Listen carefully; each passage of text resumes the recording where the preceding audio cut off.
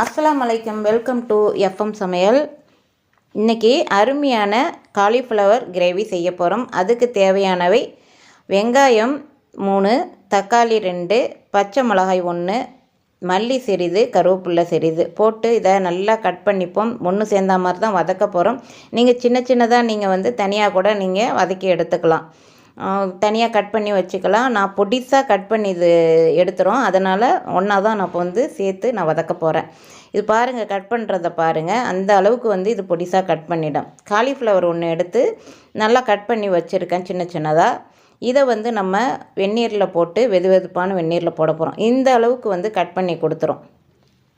அதனால் எந்த பட்டன் நமக்கு வேணுமோ அந்த அளவுக்கு நம்ம கட் பண்ணி கொடுத்துறோம். மசாலா கரம் மசாலா 1 டீஸ்பூன், மல்லித்தூள் 1 டீஸ்பூன், மஞ்சத்தூள் 1/4 டீஸ்பூன் மட்டும் எடுத்து வச்சுருக்கேன். இப்போ வெதுவெதுப்பான நீரில் மஞ்சத்தூள் போட்டு காலிஃப்ளவர் போட்டிருக்கேன். அதில் உள்ள புழுக்கள்லாம் வெளியாகிடும், அதனால் போடுறது.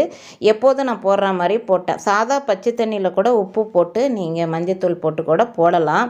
நான் எப்போதும் போடுற மாதிரியே போட்டுட்டேன். எல்லாத்தையும் இது ஒரு 5 நிமிஷம் இருக்கட்டும் இந்த தண்ணியில். இது ஒரு பக்கம் இருக்கட்டும். அடுப்பு ஆன் பண்ணியிருக்கேன். ஒரு கடாய் வச்சுருக்கேன். 3 டீஸ்பூன் அளவுக்கு ஆயில் விட்டுருக்கேன். ஆயில் விட்டு அடுத்தது வெங்காயம் இதில் சேர்க்க போகிறோம். கட் பண்ண வெங்காயத்தை சேர்த்து நல்லா வதக்கி விடணும். நல்லா வதக்கி விட்டுட்டு இஞ்சி பூண்டு பேஸ்ட்டு 1 டீஸ்பூன் அளவு கொடுத்து இதை நல்லா வதக்கணும்.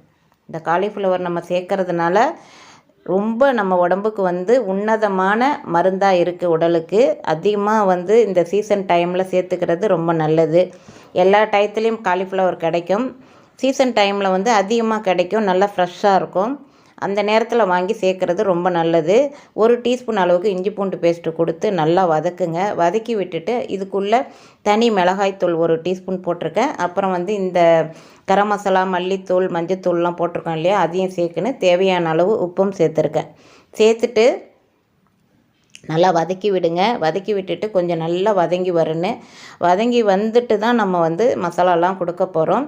இந்த எடுத்து வச்சுருக்கிற மசாலா கொடுத்துருவோம். கொடுத்துட்டு மிளகாய்த்தூளை கொடுத்துட்டு அடுத்தது அந்த மசாலாவையும் கொடுத்துருவோம். இதில் வறுத்தரைத்த மசாலாவையும் நான் போட்டிருக்கேன், கரம் மசாலாவையும் போட்டிருக்கேன். டேஸ்ட்டாக இருக்கும், அதனால் போட்டிருக்கேன். ஒரு 1/2 டீஸ்பூன் அளவுக்கு கொடுத்துருக்கேன்.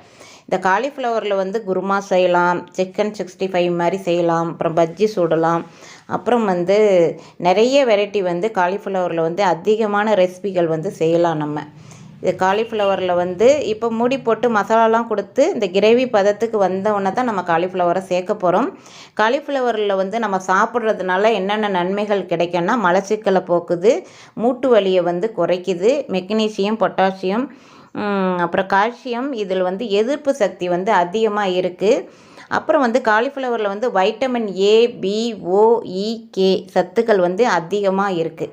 அதனால் காலிஃப்ளவர் எடுத்துக்கலாம். எல்லா வெஜிடபிள்லேயும் நமக்கு நிறைய சத்துக்கள் இருக்குது, நிறைய எடுத்துக்கலாம்.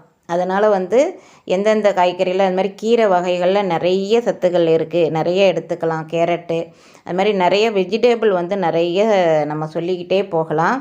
இதை நல்லா ஒன்று சேர்ந்த மாதிரி நல்லா கிரேவியில் அந்த மசாலா படுற மாதிரி காலிஃப்ளவரில் நல்லா நம்ம கிளறி விட்டுட்டு ஒரு மூடி போட்டு மூடிடுவோம். லாஸ்ட்டாக மல்லி போட்டு மல்லியை தூவி நம்ம அடுப்பை ஆஃப் பண்ண வேண்டியது தான். ஒரு 3 நிமிஷம் மூடி போட்டு மூடிடுவோம். இந்த கிரேவிலாம் அந்த காலிஃப்ளவரில் அந்த மசாலாலாம் இறங்குன்னு, அப்போ தான் கிரேவி சூப்பராக இருக்கும்.